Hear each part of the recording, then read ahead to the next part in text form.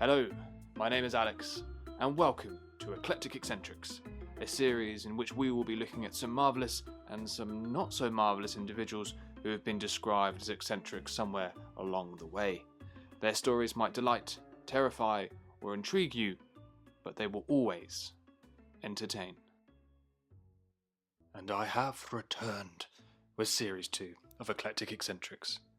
For old listeners, welcome back. I've missed you so much, but thank you for lending me your earholes once again. For new listeners, welcome aboard. The pleasure is all mine. Just as we did in Series 1 of Eclectic Eccentrics, I have 5 brand new curious eccentrics to share with you, before we then have a slightly different but just as interesting final episode. However, we have not got time to sit still, we must get into things. So, welcome to Episode 1, Series 2 of Eclectic Eccentrics, entitled Lord Dexter. So old Dexter was born in Malden, Massachusetts in 1747 to parents Nathan and Esther. Originally from Ireland, the family's ancestors had moved to America the century before. A poor farming family, Dexter had very little formal education, and by the time he was 8, he was already working on the farm. Dexter continued working on the farm for 8 years, until he was 16 years old. At this time, there was little financial security in farming, but prospects for Dexter were bleak. It would have been of no surprise if Dexter had just disappeared into obscurity, forever forgotten, working the land until his death. Not that Dexter believed this, however, and in later writing commented that he knew he was going to be one great man, and great he would become. But not even he would have believed just how his life panned out. It appears that Dexter grew tired of farming as he found work as a tanner's apprentice. A well-paying job, albeit one consigned to the lower classes. Work did seem steady for him, and it appears he did quite well for himself as, within 3 years, Dexter had set up his own shop, selling all sorts of wares including gloves and trousers. He was not to make his fortune yet, however, due to heavy taxation and a local revolt called the Boston Tea Party. This led to a closure of the city's ports, and therefore Dexter up sticks and trundled over to Charleston with nothing but a stick and a bag, also known as a brindle, slung over his shoulder. Quite a romantic image, really. Charleston was the epicenter of the leather trade, though most importantly it is where Dexter met his wife-to-be, a lady named Elizabeth Frothingham. Elizabeth was 32 years old and had already been married. Unfortunately, however, her husband Benjamin had passed away by the time she met Dexter. Not unfortunately for Dexter, however, Elizabeth was also very rich. First, because her husband had left her his estate before his death, and secondly, and most impressively for the time, Elizabeth had built her own successful business as a huckster, going door to door selling various goods. Dexter successfully wooed Elizabeth, and they were married. It was not a happy marriage, though, and it was questionable whether Dexter married for love or for money. What happened next, however, whether through design or fortunate mistakes, no one could have foreseen. Now Dexter, as you may have deduced, wanted to be someone. He wanted to be important and admired. Now Elizabeth appears to have lived in a well-to-do neighbourhood, and Dexter suddenly found himself surrounded by the types of people he aspired to be. Governors, notable businessmen, and the richest man in America at the time. His new wealth could not buy him respect, however, as Dexter was still considered a working-class, lowly individual by those he was now trying to surround himself with. He therefore needed a plan, a way to prove to these fellows that he was a respectable, reputable chap, as good as any of them. He decided, after some careful consideration, that the way to do this was to obtain a seat in public office. Yes, that would do nicely. He began to write petitions, asking to be considered for public office. He wrote so many, in fact, that eventually Newburyport's government got so annoyed with him they just gave him a role, just to shut him up. The role was Informer of Deers, with Dexter's job being to keep an eye on the number of deer in the area and to manage them accordingly. There was only one snag, however. There were no deer in Newburyport. It is at this point that Dexter really began to hit his stride, however. Now, whether this was by genius, idiocy, or just good luck, we shall see. As a man who considered himself good at business, Dexter was always keeping an eye out for an opportunity, and luckily for him, one came along. In 1775, America attempted to introduce its first paper currency.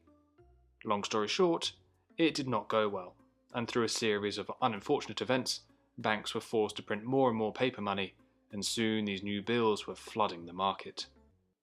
Hyperinflation ensued, and soon these new bills became worthless. Dexter, however, took a risk, and a huge gamble. He realised that everyone was now trying to flog these bills for any amount of money they could. So gathering all of his life savings, Dexter purchased as many of these bills as he could, for fractions of pennies on the dollar. He basically took a gamble that, at some point, these bills would be reinstated. If the gamble went wrong, he'd be in a spot of bother, to say the least. Luckily for Dexter, the gamble paid off. By the 1790s, following the ratification of the American Constitution, it was declared that these bills could be traded in for bond at 1% of their face value. Given that Dexter had purchased an absolute shedloads of the bills for much, much less, he made a fortune overnight. Surely now he would find the respect he craved. Well, no. Dexter would remain a pariah amongst those he desperately wanted to consider his peers. Undeterred, however, he ploughed on, and what followed were several unusual decisions. With a little encouragement from his so-called friends, Dexter was persuaded to invest in shipping coal to Newcastle in England. The only problem with this is that Newcastle at the time was famous for its coal industry. If there was any place in the world that didn't need coal, it was Newcastle. Quite miraculously, however, just as Dexter's coal shipment arrived, all the coal miners in Newcastle decided to go on strike, meaning that Dexter could sell his coal at a premium price. And this wasn't the only time one of his geniusly stupid business ploys earned him a pretty penny either. On another occasion, Dexter thought it'd be a savvy plan to send over 40,000 bedwarmers to the West Indies, not a place normally associated with the need for extra heat. When Dexter arrived in the West Indies with several ships loaded with bedwarmers, he quickly identified his faux pas. But being the eccentric businessman he was, he managed to flog the warming pans as ladles for molasses, a type of sweet syrup. He also came up with a great idea regarding the local cat population, which was causing a bit of a problem. After loading up all the stray cats in the area, he shipped them all off to warehouses in the Caribbean, which was struggling with rat infestations. For a pretty sum, of course. He also hoarded a load of whale bones, totally by mistake, but yet managed to sell them for corset stays. By this point, Dexter was a very wealthy man, but still not happy. He was still not accepted in society, so he did what any rich man does in this situation. He built the biggest mansion he could. Of course, it was anything but normal. The grounds were adorned with over 40 statues of famous men, including George Washington and Napoleon. Dexter, of course, also included a statue of himself, with an inscription which read, "I am the first in the East, the first in the West, and the greatest philosopher in the Western world."